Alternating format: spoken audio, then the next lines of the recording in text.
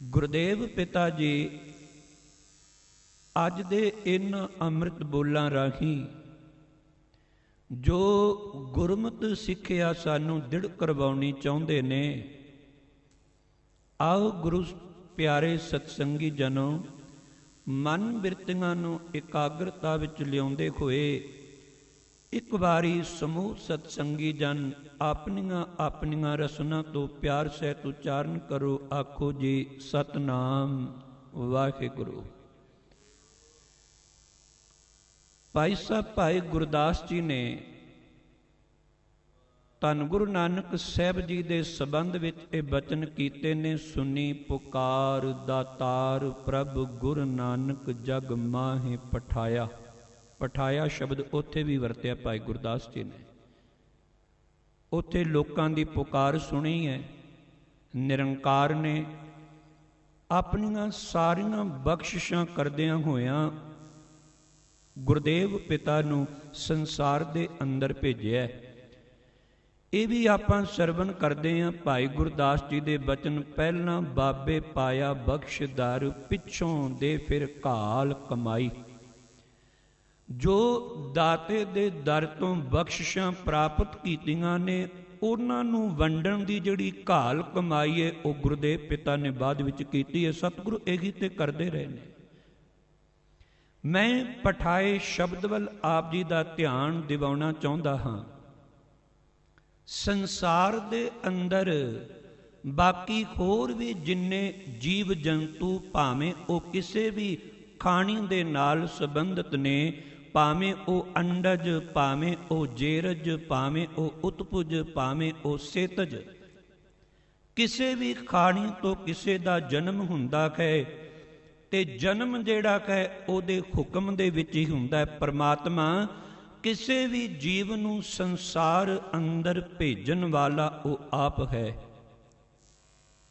ਧੰਨ ਗੁਰੂ ਅਮਰਦਾਸ ਸਾਹਿਬ ਜੀ ਦੇ ਬਚਨ ਸਿੱਖ ਰਹਿਤ ਮਰਿਆਦਾ ਅਨੁਸਾਰ ਭਾਵੇਂ ਅੰਮ੍ਰਿਤ ਵੇਲੇ ਦੀਆਂ ਬਾਣੀਆਂ 3 ਨੇ ਨਿਤਨੇਮ ਦੀਆਂ, ਪਰ ਕਈ ਗੁਰੂ ਕੇ ਪਿਆਰੇ ਇਸ ਤੋਂ ਇਲਾਵਾ ਹੋਰ ਵੀ ਬਾਣੀਆਂ ਪੜ੍ਹਦੇ ਨੇ।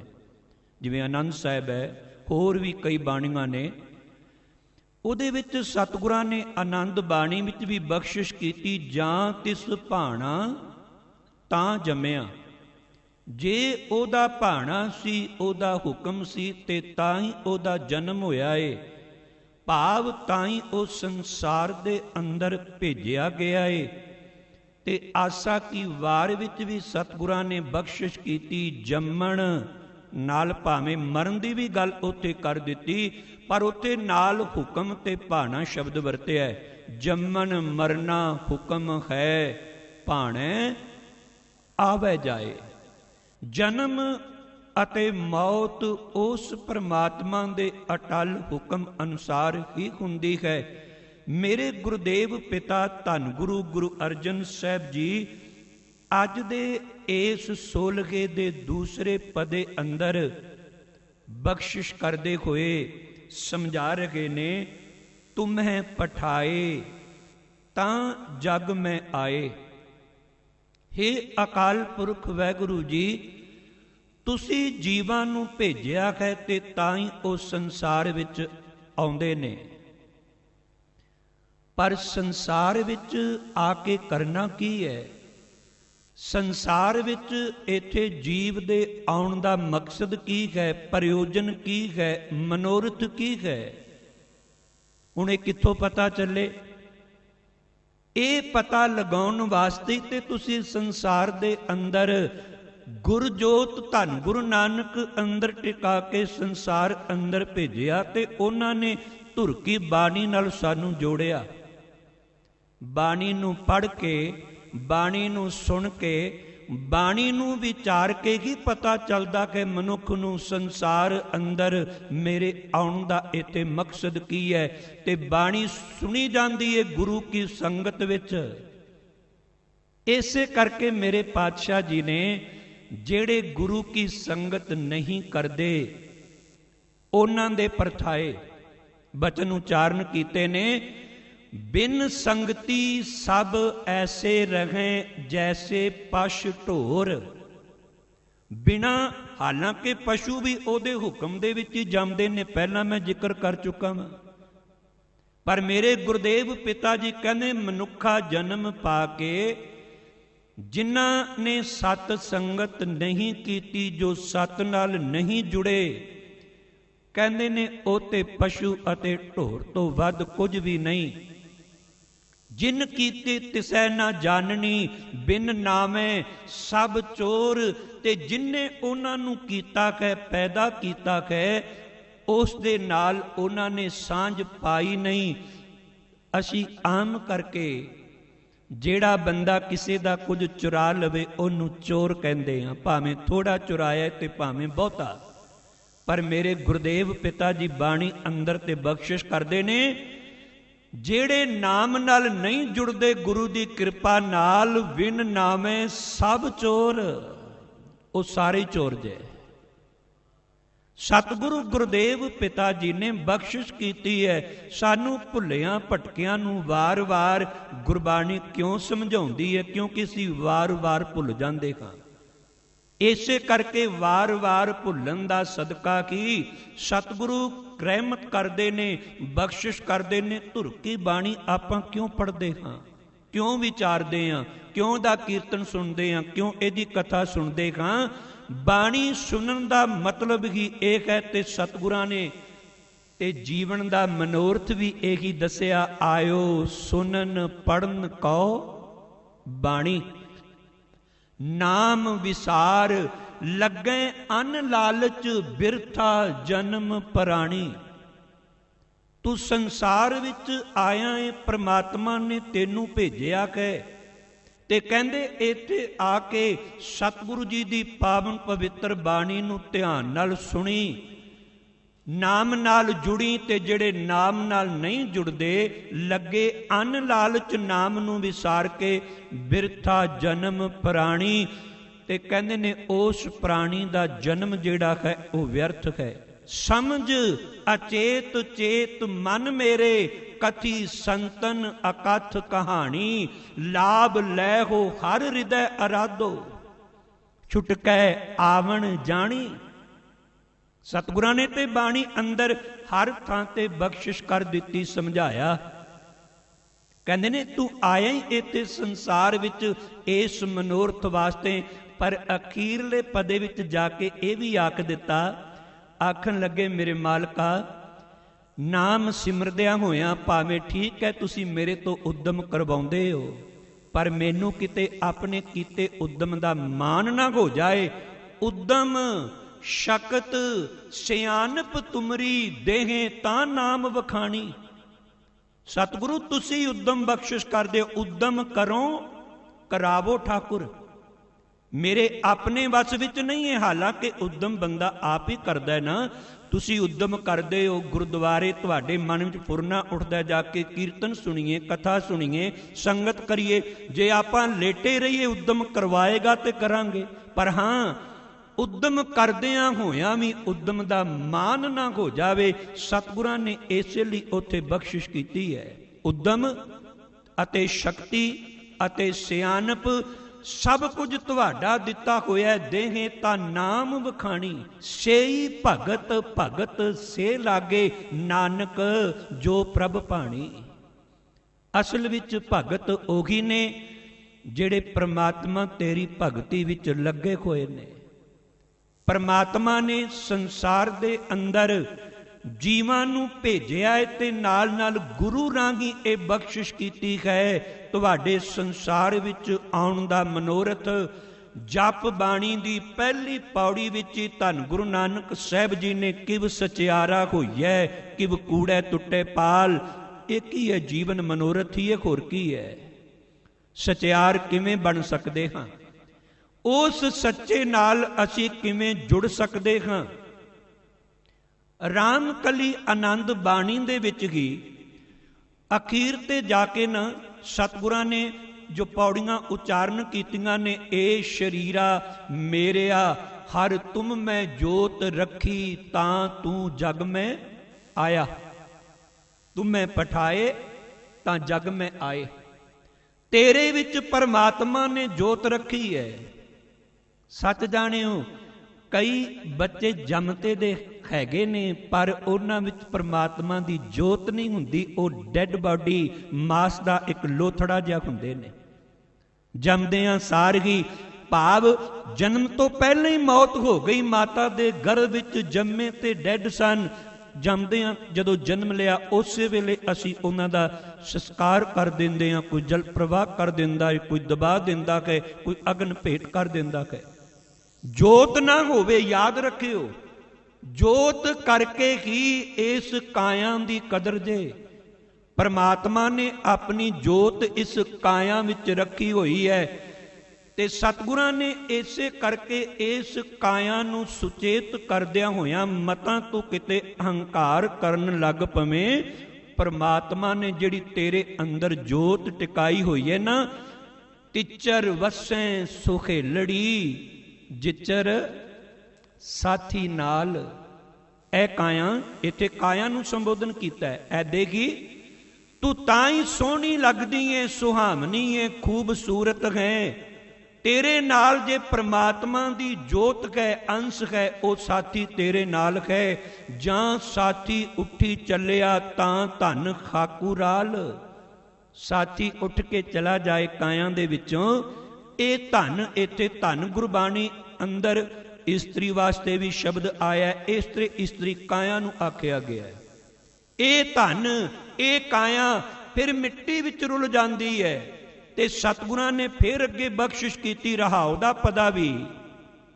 ਮਨ ਬੈਰਾਗ ਭਇਆ, ਦਰਸ਼ਨ ਦੇਖਣੇ ਕਾ ਚਾਓ, ਧਨ ਸੁ ਤੇਰਾ ਥਾਨ। ਸਤਿਗੁਰੂ ਕਹਿੰਦੇ ਨੇ ਉਹ ਸਰੀਰ ਧਨਤਾ ਦੇ ਯੋਗ ਨੇ, ਉਹ ਥਾਨ, ਸਰੀਰ ਰੂਪੀ ਥਾਨ। ਪਰਮਾਤਮਾ ਜਿਨ੍ਹਾਂ ਦੇ ਵਿੱਚ ਤੂੰ ਪ੍ਰਗਟ ਹੋ ਗਿਆ, ਜਿਨ੍ਹਾਂ ਦੇ ਮਨਾਂ ਅੰਦਰ ਤੇਰੇ ਦਰਸ਼ਨਾਂ ਲਈ ਸੱਚਾ ਬੈਰਾਗ ਪੈਦਾ ਹੋ ਗਿਆ, ਉਹ ਸਰੀਰ ਧਨਤਾ ਦੇ ਯੋਗ ਨੇ। ਫਿਰ ਬਖਸ਼ਿਸ਼ ਕੀਤੀ, ਆਖਣ ਲੱਗੇ ਜਿਚਰ ਵਸਿਆ ਕੰਤ ਘਰ, ਜਿਉ ਜਿਉ ਸਭ ਕਹਾਤ। ਜਾਂ ਉੱਠੀ ਚਲਸੀ ਕੰਤੜਾ, ਤਾਂ ਕੋਈ ਨਾ ਪੁੱਛੈ ਤੇਰੀ ਬਾਤ। ਤੇਰੀ ਬਾਤ ਕੌਣ ਪੁੱਛਦਾ? ਪਰਮਾਤਮਾ ਆਪਣੀ ਜੋਤ ਖਿੱਚ ਲਵੇ ਤੇ। ਇਹ ਸ਼ਰੀਰਾ ਮੇਰਿਆ, ਹਰ ਤੁਮ ਮੈਂ ਜੋਤ ਰੱਖੀ, ਤਾਂ ਤੂੰ ਜਗ ਮੈਂ ਆਇਆ। ਹਰ ਜੋਤ ਰੱਖੀ ਤੁਧ ਵਿੱਚ, ਤਾਂ ਤੂੰ ਜਗ ਮੈਂ ਆਇਆ। ਫਿਰ ਆਖਣ ਲੱਗੇ ਹਰ ਆਪੇ ਮਾਤਾ, ਆਪੇ ਪਿਤਾ, ਜਿਨ ਜਿਉ ਉਪਾਏ ਜਗਤ ਦਿਖਾਇਆ। ਗੁਰ ਪ੍ਰਸਾਦੀ ਬੁਝਿਆ, ਤਾਂ ਚਲਤ ਹੋਵਾ, ਚਲਤ ਨਦਰੀ ਆਇਆ। ਕਹਿ ਨਾਨਕ ਸ੍ਰਿਸ਼ਟ ਕਾ ਮੂਲ ਰਚਿਆ, ਜੋਤ ਰਾਖੀ ਤਾਂ ਤੂੰ ਜਗ ਮੈਂ ਆਇਆ। ਪਰਮਾਤਮਾ ਕੋਈ ਆਪ ਨਹੀਂ ਸਿੱਧਾ ਕਿਸੇ ਨੂੰ ਜਨਮ ਦਿੰਦਾ, ਚੇਤੇ ਰੱਖਿਓ। ਇਹ ਖਾਣੀਆਂ, ਇਹ ਜੋ ਬਣਾਈਆਂ ਨੇ ਪਰਮਾਤਮਾ ਨੇ ਬਣਾਈਆਂ ਨੇ। ਮੇਲ ਅਤੇ ਫੀਮੇਲ ਦਾ ਸੁਮੇਲ। ਗੁਰੂ ਕੇ ਪਿਆਰ ਵਾਲਿਓ, ਕੋਈ ਵੀ ਖਾਣੀ ਲੈ ਲਓ, ਭਾਵੇਂ ਉਹ ਬਨਸਪਤੀ ਦੀ ਆਪਾਂ ਗੱਲ ਕਰ ਲਈਏ, ਭਾਵੇਂ ਕੋਈ ਵੀ ਜੀਵ ਜੰਤੂ ਹੈ। ਤੇ ਗੁਰਬਾਣੀ ਨੇ ਇਸੇ ਕਰਕੇ ਤੇ ਸਾਨੂੰ ਸਮਝਾਇਆ ਹੈ। ਗੁਰਬਾਣੀ ਅਨਮਤ ਵਾਲੀਆਂ ਉਹਨਾਂ ਕਹਾਣੀਆਂ ਨੂੰ ਬਿਲਕੁਲ ਮੂਲੋਂ ਰੱਦ ਕਰਦੀ ਹੈ। ਕਿਸੇ ਦਾ ਕੰਨ ਵਿੱਚੋਂ ਜਨਮ ਹੋਇਆ ਹੈ, ਕਿਸੇ ਦਾ ਕਿਤੋਂ ਜਨਮ ਹੋਇਆ। ਗੁਰਬਾਣੀ ਐਸਾ ਨਹੀਂ ਮੰਨਦੀ। ਜੈਸੇ ਮਾਤ ਪਿਤਾ ਬਿਨ ਜੈਸੇ ਬਾਲ ਨਾ ਹੋਈ, ਇਹ ਗੁਰਮਤਿ ਦਾ ਸਿਧਾਂਤ ਹੈ। ਗੁਰਬਾਣੀ ਇਹ ਨਹੀਂ ਮੰਨਦੀ ਕੋਈ ਐਵੇਂ ਹੋ ਗਿਆ ਕਿ ਕੋਈ ਉੱਤੋਂ ਆਕਾਸ਼ ਤੋਂ ਟੱਪ ਗਿਆ, ਕੋਈ ਉੱਥੋਂ ਪ੍ਰਗਟ ਹੋ ਗਿਆ। ਨਹੀਂ, ਗੁਰਬਾਣੀ ਤੇ ਕਹਿੰਦੀ ਹੈ ਕਿਸੇ ਦਾ ਜਨਮ ਹੋਣ ਲਈ ਦੋ ਚੀਜ਼ਾਂ ਜ਼ਰੂਰੀ ਨੇ, ਮਾਤਾ ਵੀ ਚਾਹੀਦੀ ਹੈ ਤੇ ਪਿਤਾ ਵੀ ਚਾਹੀਦਾ ਹੈ। ਪਰਮਾਤਮਾ ਨੇ ਕਿਰਪਾ ਕੀਤੀ, ਇਹ ਜਨਮ ਦੇਣ ਵਾਲੀ ਦਾਤ ਮਾਤਾ ਅਤੇ ਪਿਤਾ ਦੋਨਾਂ ਨੂੰ। ਨਾ ਕੱਲੀ ਮਾਂ ਬੱਚੇ ਨੂੰ ਜਨਮ ਦੇ ਸਕਦੀ ਹੈ, ਨਾ ਕੱਲਾ ਪਿਤਾ ਜਨਮ ਦੇ ਸਕਦਾ ਹੈ। ਦੋਨਾਂ ਦਾ ਹੋਣਾ ਜ਼ਰੂਰੀ ਹੈ। ਤੇ ਇਸੇ ਲਈ ਇਹ ਨਿਰੰਕਾਰ ਨੇ ਬਖਸ਼ਿਸ਼ ਕੀਤੀ ਹੈ ਨਾ। ਮਾਂ ਵੀ ਉਹਨੇ ਦਿੱਤੀ ਤੇ ਪਿਤਾ ਵੀ ਉਹਨੇ ਦਿੱਤਾ ਹੈ। ਤੇ ਫਿਰ ਮਾਂ ਵਿੱਚ ਕੌਣ ਹੈ ਤੇ ਪਿਤਾ ਵਿੱਚ ਕੌਣ ਹੈ? ਉਹ ਪਰਮਾਤਮਾ ਆਪੇ ਹੀ ਹੈ ਨਾ। ਆਪੇ ਹੀ ਜਨਮ ਦੇਣ ਵਾਲਾ ਹੋਇਆ ਨਾ, ਪਰ ਮਾਂ ਦੇ ਰੂਪ ਵਿੱਚ ਵੀ। ਤੇ ਮਾਂ ਦੇ ਵਿੱਚ ਮਮਤਾ ਵੀ ਉਹਨੇ ਪਾਈ। ਜੇ ਮਾਂ ਦੇ ਵਿੱਚ ਮਮਤਾ ਨਾ ਪਾਈ ਹੁੰਦੀ ਤੇ ਗੁਰੂ ਕੇ ਪਿਆਰ ਵਾਲਿਓ, ਮਾਂ ਬੱਚੇ ਦੀ ਸੰਭਾਲ ਕਿਵੇਂ ਕਰਦੀ? ਛੋਟਾ ਬੱਚਾ 3-4 ਸਾਲ ਤੱਕ ਲਗਾਤਾਰ ਉਹਨੂੰ ਪਾਲਣਾ, ਫਿਰ ਭਾਵੇਂ ਥੋੜਾ ਜਿਹਾ ਵੱਡਾ ਹੋ ਜਾਂਦਾ ਹੈ, ਸਮਝ ਥੋੜੀ ਬਹੁਤੀ ਆ ਜਾਂਦੀ ਹੈ, ਪਰ ਧਨ ਹੈ ਨਾ ਮਾਂ ਜਿਹੜੀ ਬੱਚੇ ਦੀ ਪਰਵਰਿਸ਼ ਕਰਦੀ ਹੈ। ਇਹ ਨਿਰੰਕਾਰ ਨੇ ਆਪ ਹੀ ਸਾਰੇ ਗੁਣ ਪੈਦਾ ਕੀਤੇ ਜੇ। ਜਦੋਂ ਆਪਾਂ ਗੁਰਬਾਣੀ ਨੂੰ ਪੜ੍ਹਦੇ ਹਾਂ ਹੈਰਾਨ ਸੱਚੇ ਪਾਤਸ਼ਾਹ, ਇੱਕ ਪਾਸੇ ਤੁਸੀਂ ਕਹਿੰਦੇ ਹੋ ਮਾਇਆ ਦਾ ਮੋਹ ਬੜਾ ਖਤਰਨਾਕ ਹੈ, ਪਰ ਇੱਕ ਪਾਸੇ ਕੁਰਬਾਨ ਕੀਤਾ ਤਿਸੈ ਵਿਟੋਂ ਜਿਨ ਮੋਹ ਮਿੱਠਾ ਲਾਇਆ। ਇੱਕ ਪਾਸੇ ਤੁਸੀਂ ਉਸ ਤੋਂ ਕੁਰਬਾਨ ਜਾਂਦੇ ਹੋ ਜਿਨਨੇ ਇਹ ਮਾਇਆ ਦਾ ਮੋਹ ਜੀਵਾਂ ਨੂੰ ਚੰਬੇੜ ਦਿੱਤਾ, ਲਾ ਦਿੱਤਾ ਹੈ। ਪਰ ਨਾਲ ਇਹ ਵੀ ਸਮਝਾ ਦਿੱਤਾ ਮਾਇਆ ਦਾ ਮੋਹ ਕਿਸੇ ਹੱਦ ਤੱਕ ਤੇ ਠੀਕ ਹੈ। ਹਰ ਪੱਖ ਤੋਂ ਗੁਰਬਾਣੀ ਨੂੰ ਇੱਕ ਪੱਖ ਲੈ ਕੇ ਵੇਖੋਗੇ ਨਾ, ਇੱਕ ਐਂਗਲ ਤੋਂ ਵੇਖੋਗੇ ਹੋਰ ਤਰ੍ਹਾਂ ਵਿਖਾਈ ਦੇਵੇਗੀ ਵਿਚਾਰਧਾਰਾ, ਬਹੁਪੱਖੀ ਵਿਚਾਰਧਾਰਾ। ਜਿੰਨਾ ਤੁਸੀਂ ਗੁਰਬਾਣੀ ਨੂੰ ਸਮਝਣ ਦਾ ਯਤਨ ਨਹੀਂ ਨਾ ਕਰਾਂਗੇ, ਸਮਝ ਨਹੀਂ ਆਵੇਗਾ। ਉਹ ਜਿਵੇਂ ਉਹ ਕਹਾਣੀ ਹੈ ਨਾ, ਅੰਨਿਆਂ ਦੇ ਕਿਤੇ ਸਾਹਮਣੇ ਹਾਥੀ ਆ ਗਿਆ, ਕਿਸੇ ਨੇ ਲੱਤ ਨੂੰ ਜੱਫਾ ਮਾਰ ਲਿਆ, ਕਿਸੇ ਨੇ ਪੂਛ ਨੂੰ ਪਕੜ ਲਿਆ, ਕਿਸੇ ਨੇ ਕੰਨਾਂ ਨੂੰ ਪਕੜ ਲਿਆ। ਕੋਈ ਕਹਿੰਦਾ ਅੱਛਾ ਹਾਥੀ ਤੇ ਛੱਜ ਵਰਗਾ ਹੁੰਦਾ ਹੈ ਜਿਹਨੇ ਕੰਨ ਫੜ ਲਏ। ਪੂਛਲਪਣ ਕਹਿੰਦਾ ਅੱਛਾ ਹਾਥੀ ਤੇ ਰੱਸੇ ਵਰਗਾ ਹੁੰਦਾ ਹੈ। ਕੋਈ ਕਹਿੰਦਾ ਅੱਛਾ ਹਾਥੀ ਤੇ ਥੰਮ ਵਰਗਾ ਹੁੰਦਾ ਹੈ। ਦਰਅਸਲ ਗੱਲ ਤੇ ਇਹ ਹੈ, ਜਿੰਨੀ ਕਿਸੇ ਨੂੰ ਸਮਝ ਆਈ ਓਨੀ ਹੀ ਕੋਈ ਵਿਚਾਰ ਕਰਦਾ ਏ। ਪਰ ਜਦੋਂ ਸੁਜਾਖੇ ਦੇ ਸਾਹਮਣੇ ਹਾਥੀ ਲਿਆਓ ਤੇ ਸਾਰਾ ਆਖੇਗਾ ਸਾਰਾ ਹਾਥੀ ਹੈ, ਕੱਲਾ ਕੱਲਾ ਉਹਦਾ ਅੰਗ ਵੱਖ ਨਹੀਂ ਕਰੇਗਾ। ਗੁਰਬਾਣੀ ਧੰਨ ਗੁਰੂ ਗੁਰੂ ਗ੍ਰੰਥ ਸਾਹਿਬ ਪਾਤਸ਼ਾਹ ਜੀ ਨੇ ਜੋ ਬਖਸ਼ਿਸ਼ ਕੀਤੀ ਹੈ ਨਾ, ਰਹਿਮਤ ਕੀਤੀ ਹੈ, ਸਾਨੂੰ ਜੋ ਸਮਝਾਇਆ ਏ, ਕਈ ਵਾਰੀ ਅਸੀਂ ਇਸੇ ਕਰਕੇ ਭਾਵੇਂ ਸਾਡੀ ਤੁੱਛ ਬੁੱਧੀ ਹੁੰਦੀ ਹੈ, ਸਮਝ ਨਹੀਂ ਆਉਂਦੀ, ਅਸੀਂ ਕਈ ਥਾਵਾਂ ਤੇ ਟਪਲਾ ਖਾ ਜਾਂਦੇ ਹਾਂ ਵੀ ਸ਼ਾਇਦ ਇਹ ਗੱਲ ਪਹਿਲਾਂ ਕਿਤੇ ਕੁਝ ਹੋਰ ਕਿਹਾ ਤੇ ਇੱਥੇ ਕੁਝ ਹੋਰ ਕਹਿ ਦਿੱਤਾ ਹੈ। ਨਾ, ਚੇਤੇ ਰੱਖਿਓ, ਸਤਿਗੁਰਾਂ ਨੇ ਦੁਬਿਧਾ ਪਾਉਣ ਵਾਸਤੇ ਸਾਨੂੰ ਬਾਣੀ ਦੇ ਲੜ ਨਹੀਂ ਸੀ ਲਗਾਇਆ। ਕੱਲ ਆਪਾਂ ਦੁਬਿਧਾ ਮਨਮੁਖ ਰੋਗ ਵਿਆਪੇ ਸ਼ਬਦ ਦੀ ਵਿਚਾਰ ਕੀਤੀ ਸੀ ਨਾ, ਧੰਨ ਗੁਰੂ ਅਮਰਦਾਸ ਸਾਹਿਬ ਪਿਤਾ ਜੀ ਦੇ। ਗੁਰਬਾਣੀ ਦੁਬਿਧਾਵਾਂ ਖਤਮ ਕਰਦੀ ਜੇ। ਗੁਰਬਾਣੀ ਇਹਨਾਂ ਖਲਦਗਨਾਂ ਵਿੱਚੋਂ ਸਾਨੂੰ ਬਾਹਰ ਕੱਢਦੀ ਹੈ, ਨਾ ਕਿ ਦੁਬਿਧਾ ਵਿੱਚ ਪਾਉਂਦੀ ਹੈ। ਨਿਰੰਕਾਰ ਆਪੇ ਹੀ ਮਾਂ ਦਾ ਰੂਪ ਹੈ, ਆਪੇ ਹੀ ਪਿਤਾ ਦਾ ਰੂਪ ਹੈ, ਸਭ ਕੁਝ ਤੇ ਉਹ ਆਪੇ ਹੀ ਹੈ। ਆਪ ਹੀ ਸਭ ਕੁਝ, ਕਿਤੇ ਮਾਤਾ ਦੇ, ਕਿਤੇ ਪਿਤਾ ਦੇ, ਕਿਤੇ ਭੈਣ ਦੇ, ਕਿਤੇ ਭਰਾ ਦੇ, ਕਿਤੇ ਪਤਨੀ ਦੇ, ਕਿਤੇ ਪਤੀ ਦੇ, ਕਈ ਰੂਪਾਂ ਦੇ ਵਿੱਚ ਉਹ ਬੰਦੇ ਦੇ ਅੰਗ ਸਹਾਈ ਹੋ ਕੇ ਨਾਲ ਚੱਲਦਾ ਹੈ, ਨਾਲ ਉਹਦੀ ਪ੍ਰਤਪਾਲਨਾ ਕਰਦਾ ਹੈ, ਨਾਲ ਉਹਦੀ ਸੇਵਾ ਕਰਦਾ ਹੈ। ਜਿੱਥੇ ਸਤਿਗੁਰਾਂ ਨੇ ਇਹ ਬਖਸ਼ਿਸ਼ ਕੀਤੀ ਨਾ ਵੀ ਤੇਰੇ ਵਿੱਚ ਜੋਤ ਰੱਖੀ ਹੈ ਤੇ ਤਾਂ ਤੂੰ ਸੰਸਾਰ ਵਿੱਚ ਆਇਆ, ਤੇ ਫਿਰ ਨਾਲ ਇੱਕ ਪੌੜੀ ਛੱਡ ਕੇ ਨਾ ਉਸ ਤੋਂ ਅਗਲੀ ਪੌੜੀ ਹੈ। ਅਗਲੀ ਪੌੜੀ ਹੈ ਮਨ ਚਾਉ ਭਇਆ, ਤੇ ਉਸ ਤੋਂ ਅਗਲੀ ਪੌੜੀ ਹੈ ਏ ਸ਼ਰੀਰਾ ਮੇਰਿਆ ਇਸ ਜਗ ਮੈਂ ਆਏ ਕਹਿ ਕਿਆ ਤੁਧ ਕਰਮ ਕਮਾਇਆ। ਜੋਤ ਤੇ ਰੱਖ ਦਿੱਤੀ, ਆ ਤੇ ਤੂੰ ਗਿਆ, ਪਰਮਾਤਮਾ ਨੇ ਭੇਜ ਤੇ ਤੈਨੂੰ ਦਿੱਤਾ, ਪਰ ਜੋ ਪਰਮਾਤਮਾ ਨੇ ਜਿਸ ਮਕਸਦ ਵਾਸਤੇ ਤੈਨੂੰ ਭੇਜਿਆ ਸੀ, ਕਿ ਉਸ ਮਕਸਦ ਵਿੱਚ ਤੂੰ ਕਾਮਯਾਬ ਹੋਇਆ ਹੈ? ਉਹਦੇ ਵਿੱਚ ਕਿੰਨਾ ਕੁ ਸਫਲ ਹੋਇਆ ਹੈ? ਕਿ ਉਹਦੇ ਵਾਸਤੇ ਤੂੰ ਕੁਝ ਉਦਮ ਉਪਰਾਲਾ ਵੀ ਕੀਤਾ ਹੈ ਕਿ ਨਹੀਂ ਕੀਤਾ? ਸਤਿਗੁਰਾਂ ਨੇ ਉੱਥੇ ਇਸੇ ਲਈ ਗੁਰੂ ਅਮਰਦਾਸ ਸਾਹਿਬ ਜੀ ਨੇ ਬਖਸ਼ਿਸ਼ ਕੀਤੀ ਹੈ, ਸੰਸਾਰ ਵਿੱਚ ਆ ਕੇ ਤੂੰ ਕੀ ਕਰਮ ਕੀਤਾ ਹੈ?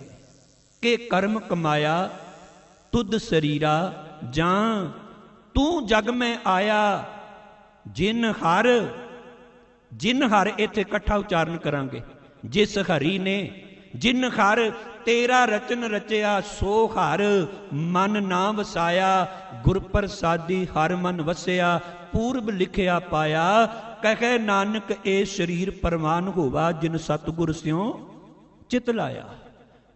ਪ੍ਰਵਾਨ ਉਹੀ ਹੁੰਦੇ ਨੇ ਜਿਹੜੇ ਸਤਿਗੁਰੂ ਰਾਹੀਂ।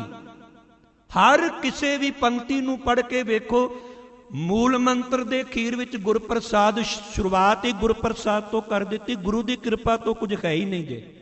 ਨਾਮ ਨਾਲ ਜੁੜਨਾ ਗਏ, ਨਾਮ ਸੁਣਨਾ ਗਏ, ਸੰਗਤ ਕਰਨੀ ਹੈ, ਸਭ ਕੁਝ ਕਰਨਾ ਹੈ, ਸਭ ਗੁਰੂ ਦੀ ਕਿਰਪਾ ਇਹਦੇ ਪਿੱਛੇ ਜੇ। ਸਾਰਾ ਕ੍ਰੈਡਿਟ ਜਿਹੜਾ ਹੈ ਨਾ ਗੁਰੂ ਨੂੰ ਜਾਂਦਾ ਏ।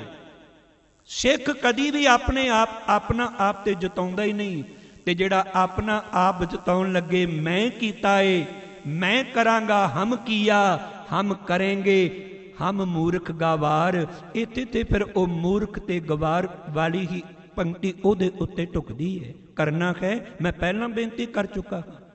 इसलिए गुरु सवारियो, सतगुरां ने इत्थे भेजण दी गल कीती, तुम्हें पठाए तां जग में आए, तुसी भेजिया है ते असी इस संसार विच आए हां। जो तुद भाणा से कर्म कमाए।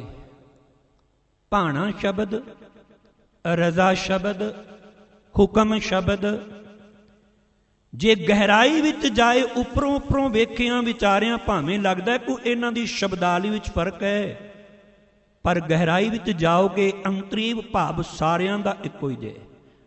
भाणा कोई वखरा नहीं, हुक्म कोई वखरा नहीं, रजा कोई वखरा शब्द नहीं जे। जिमें जन, सेवक, दास, चाकर, गुलाम गुरबाणी अंदर वख वख थावां ते सतगुरां ने ये शब्द वरते ने, भाव इक्को ही है। इसे तरह ही भाणा शब्द भी जेड़ा है ते सतगुरु कृपा करदे, जो तुद भाणा जो तेरा हुक्म है, जिमें तेरा हुक्म वरतदा है। वैसे हुक्म की व्याख्या करनी मेरे वर्गे अल्पग जीव दे वस की गल नहीं, पर असी ते गुरबाणी नूं विचारदे हां जो सतगुरु कहंदे ने। वैसे तो इत्थे कोई भी मेरे वर्गा या कोई आखे अपनियां कथा कहानियां ते सुनाउंदे नहीं, या मैं अपना निजी तजर्बा मेरा अनुभव एक है। मैं बेनती करां, अज साडे निजी तजर्बियां ने भी कौम नूं बड़े चक्करां विच पाया होया जे। मेरा निजी अनुभव, मेरा अपना निजी अनुभव कुछ हो गया, दूजा आया उहदा कुछ हो गया, तीजा आया कुछ हो गया। सुनने वाला सोचदा मैं किदे अनुभव नूं अपनावां। एक कुछ कहंदा है, दूजा कुछ कहंदा है। जे सारे ही अपने अनुभव नूं छड्ड के गुरबाणी अनुसार जे आपां जीवन जीवीए ना, अपने अपने अनुभवां दे विच जो जो पाया ये अनुभवी बचन ने नहीं, जो गुरु के बचन ने साडे वास्ते उही साडा अनुभव है। ये गल चेते रखनी है। मैं बेनती कर रहा सा, हुक्म की गल सतगुरां ने जप बाणी की दूजी पौड़ी में जो सचियार बनने की गल की ना, हुक्म रजाई चलना नानक लिखिया नाल ते पर नाल ये भी आख दिता, हुक्मी होमन आकार। हुक्म दे विच ही सारे आकार बनते हैं। आकार का रारा मुक्ता होवे ना ते बहुवचन का लिखायक है, प्लूरल। ते जे आकार नूं औंकड़ लग गया रारे नूं, ये सिंगुलर एक वचन का लिखायक होएगा। ये सृष्टि जो जिन्ना आकार है, ते जदों आकार मुक्ता रारा, बहुते आकार वख वख शरीर जिहड़े ने, वो पशु लै लो, पंछी लै लो, मनुख श्रेणी लै लो, जो मर्जी जिन्ने भी आकार ने। इत्थे आकार जिहड़ा ते होमन क्रिया, ये बहुवचनी क्रिया है। होवें या होवन, गावन या गावें, ये बहुवचनी क्रिया है। हुक्मी होमन आकार। परमात्मा जिन्ने भी आकार ने, जिन्ने भी शरीर ने, जिन्नियां भी ऑल बॉडीज ने, सारियां तेरे हुक्म दे विच ही बनदियां ने। पर जे कोई तेरे हुक्म नूं बयान करना चाहे ते सतगुरु उत्थे आपे विश्राम लांदे ने, हुक्म ना कहया जाई। हुक्म नहीं बयान किया जा सकता। तू किवें बनाया, तू क्यों बनाया। कई बार बंदा सोचता है संसार रब ने क्यों बना दिता। हुण क्यों बना दिता दसो, इहदा कोई जवाब है? क्यों बना दिता? हुण उहनूं को कौन पुछ सकता है तू क्यों बनाया ते कीकू कीता। भाई वीर सिंह जी ने इसे करके क्यों ते कीकू दे चक्करां विच पैण वालियां नूं आख्या तुसीं सियाणे ते अपने आप नूं बड़े समझदे हो, पर याद रखियो ये सियाणप किसे काम आउण वाली कोई नहीं। क्यों होया ते कीकू होया, खप खप मरे सियाणे। उस राह पवें क्यों जिंदे, जिस राह पूर महाणे। भटकन छड्ड लटक ला इको, खीवी हो रंग माणी। होशां नालों मस्ती चंगी, रखदी सदा टिकाणे। इत्थे मस्ती शराब दी नहीं, मस्ती भंग दी नहीं, मस्ती अफीम दी नहीं, मस्ती किसे होर नशियां दीयां गोलियां दी मस्ती नहीं, नाम दी मस्ती दी गल कीती गई है इत्थे। जे सदा टिकाणे रहना है, टिके रहना है, एक थां ते भटकना खत्म करनी है, ते नाम दी मस्ती चढ़ जाए। सतगुरां ने तां ही ते जोगियां नूं भी आख्या सी, जोगियो आ जिहड़ा शराब दा प्याला तुसी मैनू भेटा कीता है ना, मेरे वास्ते पेश कीता है, आखन लगे मैं ये शराब नहीं पींदा। मेरे अंदर भट्ठी चढ़ी हुई है सदा लई, वो अंदर ही सब कुछ है। अमृत अंदर, तुसी शराब पींदे हो मत मारी जाती है, पर जिहड़ा मेरे अंदर है ना, गुड़ कर ज्ञान ध्यान कर धावै, कर करनी कस पाइयै, पाठी भवन प्रेम का पोचा, इत रस अमियो चुआइयै। बाबा मन मत वारो नाम रस पीवै, सहज रंग रच रहया, अहनिस बनी प्रेम लिव लागी, शब्द अनाहद गहिया। ਉਹ ਲਿਵ ਸਦਾ ਲੱਗੀ ਰਹਿੰਦੀ ਹੈ, ਤੁਸੀਂ ਪੀਂਦੇ ਹੋ, ਸਵੇਰੇ ਫਿਰ ਉਤਰ ਜਾਂਦੀ ਹੈ, ਫਿਰ ਕੱਢਦੇ ਹੋ, ਫਿਰ ਪੀਂਦੇ ਹੋ, ਇਹੀ ਚੱਕਰਾਂ 'ਚ ਪੈ ਰਹਿੰਦੇ ਹੋ। ਪਰ ਇੱਥੇ ਤਾਂ ਅਕਾਲ ਪੁਰਖ ਨੇ ਕਿਰਪਾ ਕੀਤੀ ਹੋਈ ਹੈ, ਰਹਿਮਤ ਕੀਤੀ ਹੋਈ ਹੈ। ਪੂਰਾ ਸਾਚ ਪਿਆਲਾ ਸਹਜੇ ਤਿਸੈ ਪਿਆਏ, ਜਾ ਕੋ ਨਦਰ ਕਰੇ ਅੰਮ੍ਰਿਤ ਕਾ ਵਪਾਰੀ ਹੋਵੇ, ਕਿਆ ਮਦ ਛੂਚੈ ਭਾਉ ਤਰੇ। ਇਹਨਾਂ ਛੂਚਿਆਂ ਆ ਫੋਕਟ ਜਿਹੜੇ ਨਸ਼ੇ ਨੇ, ਇਹਨਾਂ ਵਿੱਚ ਉਹਦਾ ਧਿਆਨ ਨਹੀਂ ਜਾਂਦਾ। ਉਹ ਤੇ ਗੁਰ ਕੀ ਸਾਖੀ ਅੰਮ੍ਰਿਤ ਬਾਣੀ ਪੀਵਤ ਹੀ ਪਰਵਾਨ ਭਇਆ, ਦਰ ਦਰਸ਼ਨ ਕਾ ਪ੍ਰੀਤਮ ਹੋਵੇ, ਮੁਕਤ ਬੈਕੁੰਠੈ ਕਰੇ ਕਿਆ। ਉਹਨੇ ਕੀ ਲੈਣਾ ਅਖੌਤੀ ਸਵਰਗਾਂ ਤੋਂ, ਅਖੌਤੀ ਮੁਕਤੀ ਤੋਂ। ਉਹ ਤੇ ਜੁੜਿਆ ਹੋਇਆ ਗੁਰੂ ਕੀ ਬਾਣੀ ਦੁਆਰਾ ਪਰਮੇਸ਼ਰ ਦੇ ਨਾਲ। ਇਸ ਕਰਕੇ ਇਹੋ ਜਿਹੇ ਹੋਸ਼ਾਂ ਨੂੰ ਕੀ ਕਰਨਾ ਹੈ, ਐਸੀ ਅਕਲ ਨੂੰ ਕੀ ਕਰਨਾ ਹੈ, ਜਿਹੜੀ ਅਕਲ ਸਾਨੂੰ ਮਾਲਕ ਤੋਂ ਦੂਰ ਕਰ ਦੇਵੇ। ਤਾਂ ਹੀ ਗੁਰਬਾਣੀ ਦਾ ਫੈਸਲਾ ਹੈ, ਅਕਲੀ ਸਾਹਿਬ ਸੇਵੀ ਹੈ। ਕਈ ਵਾਰੀ ਇਹਦੇ ਅਰਥ ਕਰਦੇ ਆ ਅਕਲ ਨਾਲ ਸਾਹਿਬ ਨੂੰ ਸੇਵਨਾ ਚਾਹੀਦਾ ਹੈ, ਪਰ ਜੋ ਪ੍ਰੋਫੈਸਰ ਸਾਹਿਬ ਸਿੰਘ ਨੇ ਅਰਥ ਕੀਤੇ ਨੇ ਨਾ, ਕਹਿੰਦੇ ਨੇ ਅਸਲ ਵਿੱਚ ਅਕਲ ਹੀ ਇਹ ਹੈ, ਅਕਲੀ ਇਹ ਅਕਲ ਹੈ ਜਿਹਦੇ ਨਾਲ ਸਾਹਿਬ ਨੂੰ ਸੇਵਿਆ ਜਾਏ, ਇੱਕ ਸਾਹਿਬ ਦੀ ਸੇਵਾ ਕੀਤੀ ਜਾਏ। ਅਕਲੀ ਪਾਈਐ ਮਾਨ, ਅਸਲ ਵਿੱਚ ਅਕਲ ਇਹ ਹੈ ਜਿਹਦੇ ਨਾਲ ਮਾਨ ਪ੍ਰਾਪਤ ਹੁੰਦਾ ਹੋਵੇ, ਇੱਜ਼ਤ ਮਿਲਦੀ ਹੋਵੇ, ਪ੍ਰਭੂ ਦੇ ਦਰ ਤੇ ਵੀ ਤੇ ਲੋਕ ਵਿੱਚ ਵੀ। ਅਕਲੀ ਸਾਹਿਬ ਸੇਵੀ ਹੈ, ਅਕਲੀ ਪਾਈਐ ਮਾਨ, ਅਕਲੀ ਪੜ੍ਹ ਕੇ ਬੁੱਝੀਏ। ਅਸਲ ਵਿੱਚ ਅਕਲ ਇਹ ਹੈ ਜੋ ਗੁਰਬਾਣੀ ਨੂੰ ਪੜ੍ਹਿਆ ਏ, ਜੋ ਧਾਰਮਿਕ ਗ੍ਰੰਥ ਪੜ੍ਹੇ ਨੇ ਉਹਨੂੰ ਬੁੱਝ ਲਿਆ ਜਾਏ। ਅਕਲੀ ਕੀਚੈ ਦਾਨ, ਅਸਲ ਵਿੱਚ ਅਕਲ ਇਹ ਹੈ ਜੋ ਮੈਂ ਦੇ ਰਿਹਾ ਆਪਣੇ ਹੱਥੋਂ ਕਿਸੇ ਨੂੰ, ਮੇਰਾ ਚੰਗੇ ਥਾਂ ਤੇ ਜਾ ਰਿਹਾ ਹੈ। ਨਾਨਕ ਨਾਨਕ ਆਖੈ ਰਾਹ ਇਹ ਹੈ ਗੁਰਮਤਿ ਦਾ ਰਾਹ। ਹੋਰ ਗੱਲਾਂ ਸ਼ੈਤਾਨ, ਬਾਕੀ ਗੱਲਾਂ ਤੇ ਸ਼ੈਤਾਨ ਵਾਲੀਆਂ ਨੇ। ਗੁਰੂ ਕੇ ਪਿਆਰ ਵਾਲਿਓ, ਗੱਲ ਪ੍ਰਮਾਤਮਾ ਦੇ ਹੁਕਮ ਦੀ ਚੱਲਦੀ। ਸਤਿਗੁਰੂ ਕਹਿੰਦੇ ਨੇ ਹੁਕਮ ਨਾ ਕਹੇਗਾ ਜਾਈ, ਹੁਕਮ ਨੂੰ ਬਿਆਨ ਨਹੀਂ ਕੀਤਾ ਜਾ ਸਕਦਾ। ਹੋਰ ਥਾਵਾਂ ਤੇ ਵੀ ਤੇਰਾ ਹੁਕਮ ਅਪਾਰ ਹੈ, ਅਪਾਰ ਦਾ ਜੇ ਤੂੰ ਅਪਾਰ ਹੈ ਤੇ ਤੇਰਾ ਹੁਕਮ ਵੀ ਤੇ ਅਪਾਰ ਹੀ ਹੈ ਨਾ, ਕੋ ਅੰਤ ਨਾ ਪਾਏ। ਸਤਿਗੁਰਾਂ ਨੇ ਕੋ ਸ਼ਬਦ ਵਰਤਿਆ, ਕੋਈ ਵੀ। ਪਰ ਨਾਲ ਅਗਲੀ ਪੰਕਤੀ ਵਿੱਚ ਜੋ ਰਹਿਮਤ ਕੀਤੀ ਹੈ ਨਾ, ਆਖਣ ਲੱਗੇ ਜਿਸ ਗੁਰ ਪੂਰਾ ਭੇਟ ਸੀ, ਜਿਹਨੂੰ ਪੂਰੇ ਗੁਰੂ ਦਾ ਮਿਲਾਪ ਹਾਸਲ ਹੋ ਗਿਆ, ਉਹ ਹੁਕਮ ਦਾ ਅੰਤ ਤੇ ਨਹੀਂ ਪਾਏਗਾ, ਪਰ ਕਰੇਗਾ ਕਿ ਸੋ ਚੱਲੇ ਰਜ਼ਾਏ। ਉਹ ਰਜ਼ਾ ਦੇ ਵਿੱਚ, ਹੁਕਮ ਦੇ ਵਿੱਚ, ਭਾਣੇ ਵਿੱਚ ਚੱਲਣ ਦਾ ਯਤਨ ਤੇ ਕਰਦਾ ਏ, ਹੁਕਮ ਦਾ ਅੰਤ ਨਹੀਂ ਪਾਉਂਦਾ। ਉਹਦੇ ਹੁਕਮ ਦਾ ਕੋਈ ਅੰਤ ਪਾ ਹੀ ਨਹੀਂ ਸਕਦਾ।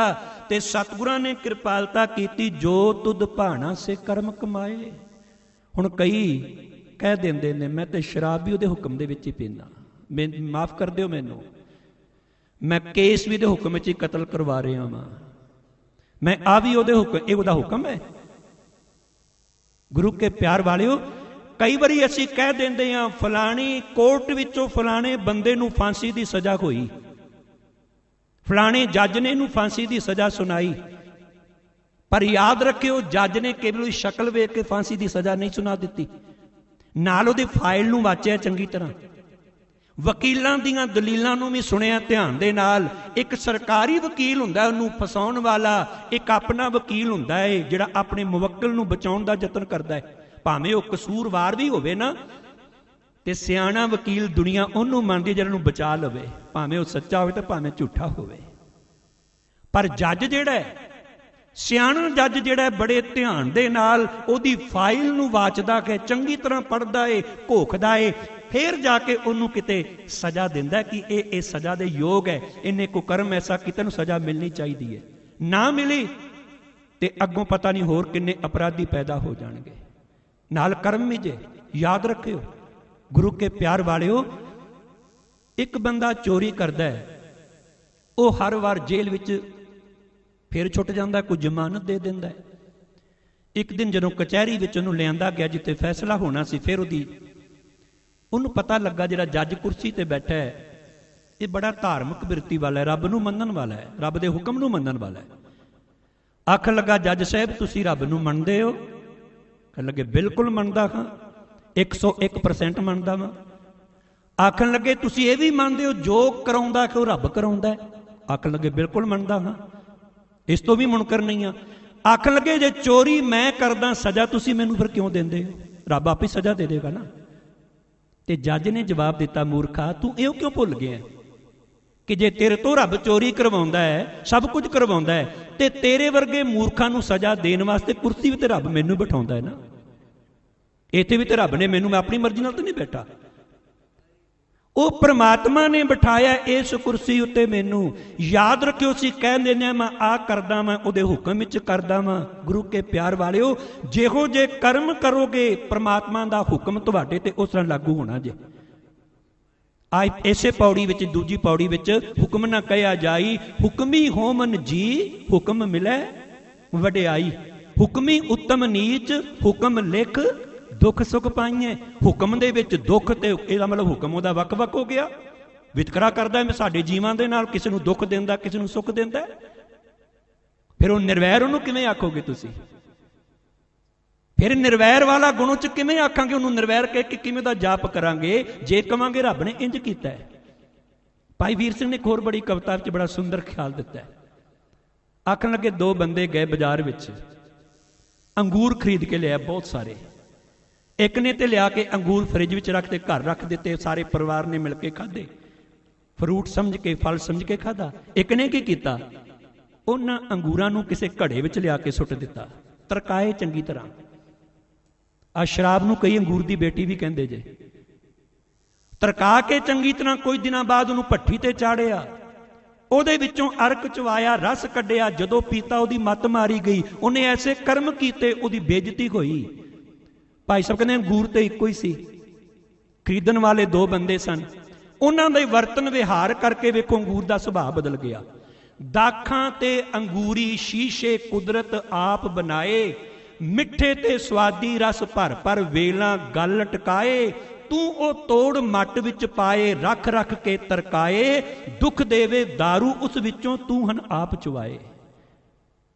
ਹੁਣ ਆਪੇ ਤੂੰ ਚੁਵਾਏ ਨੇ ਤੇ ਦੁੱਖ ਸੌ ਵੇ ਜੀਆ ਆਪਣਾ ਕੀਆ। ਦੱਦੇ ਦੋਸ਼ ਨਾ ਦੇਉ ਕਿਸੇ, ਦੋਸ਼ ਕਰਮਾ ਆਪਣੇ ਆ। ਕਤਕ ਕਰਮ ਕਮਾਮ ਨੇ ਦੋਸ਼ ਨਾ ਕਾਹੂ ਜੋਗ।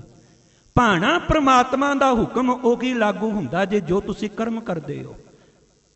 ਜੇ ਮਨੁੱਖ ਨੂੰ ਜੰਮਦਿਆਂ ਹੀ ਐਸਾ ਵਾਤਾਵਰਨ ਮਿਲ ਜਾਏ, ਕਿਤੇ ਗੁਰਸਿੱਖੀ ਦਾ ਮਾਹੌਲ ਮਿਲ ਜਾਏ, ਚੰਗੇ ਕਰਮ ਉਹਦੇ ਹੋ ਜਾਣ ਤੇ ਰਹਿਮਤ ਬਖਸ਼ਿਸ਼ ਹੋ ਜਾਂਦੀ। ਹਾਂ, ਕਿਤੇ ਕਿਤੇ ਐਸੀਆਂ ਘਟਨਾਵਾਂ ਵਾਪਰ ਜਾਂਦੀਆਂ ਨੇ, ਹਰਨਾਕਸ਼ ਵਰਗੇ ਦੈਂਤ ਦੇ ਘਰ ਵੀ ਪ੍ਰਹਿਲਾਦ ਵਰਗਾ ਭਗਤ ਵੀ ਜੰਮ ਪੈਂਦਾ ਜੇ।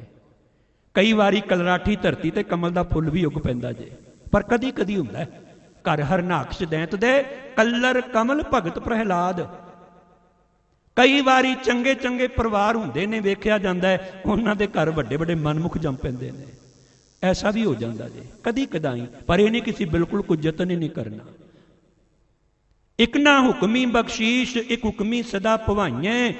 ਇੱਕ ਨਾ ਦੇ ਉਹ ਹੁਕਮ ਦੇ ਨਾਲ ਬਖਸ਼ਿਸ਼ ਦੇ ਪ੍ਰਾਪਤ ਹੁੰਦੇ ਨੇ, ਹੈ ਇਹ ਵੀ ਹੁਕਮ, ਤੇ ਇੱਕ ਸਦਾ ਭਟਕਾਏ ਜਾਂਦੇ ਨੇ, ਭਵਾਏ ਜਾਂਦੇ ਨੇ ਜੂਨਾਂ ਵਿੱਚ, ਕਦੀ ਕਿਤੇ ਭਟਕਦੇ ਫਿਰਦੇ ਨੇ, ਹੈ ਇਹ ਵੀ ਹੁਕਮ। ਹੁਕਮ ਕੋ ਵੱਖ ਵੱਖ ਨਹੀਂ ਜੇ, ਹੁਕਮ ਤੇ ਇੱਕੋ ਹੀ ਹੈ ਪ੍ਰਮਾਤਮਾ ਦਾ।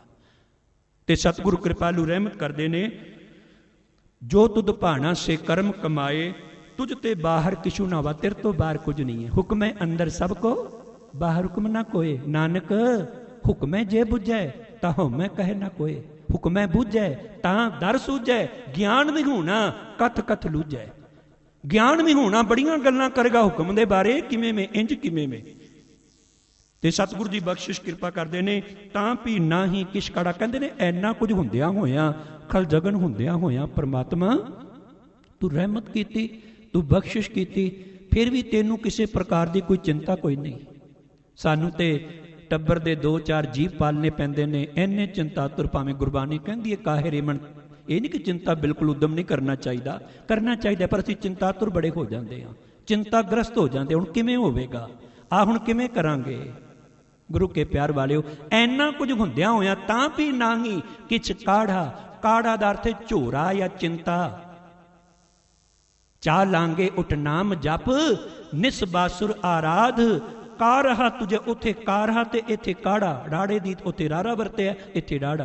कारहा तुझे ना व्यापई, नानक मिटे उपाध। उपाधियां ब्याधियां आदियां सारियां मिट जांदियां ने जदों तुहाडी रहमत तुहाडी बख्शिश हो जाती है। सतगुर कृपालू करन, किरपा साडे ते कर देन, रहमत करन, बख्शिश कर देन। भेजे उहदे संसार विच आए हैं, जिस वास्ते भेजे गए हैं उस मनोरथ दा आपां कामयाबी हासिल कर लईए, उहदी रहमत बख्शिश दे पात्र बनांगे, तां ही ऐसा हो सकेगा।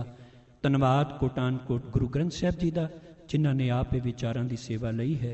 विचार करदे हां दासरा अपणियां होईयां भुल्लां लिखीमां दा जाचक है। प्यार सत्कार नाल गुरफतेह बुलाओ जी। आखो वाहिगुरू जी का खालसा, वाहिगुरू जी की फतेह।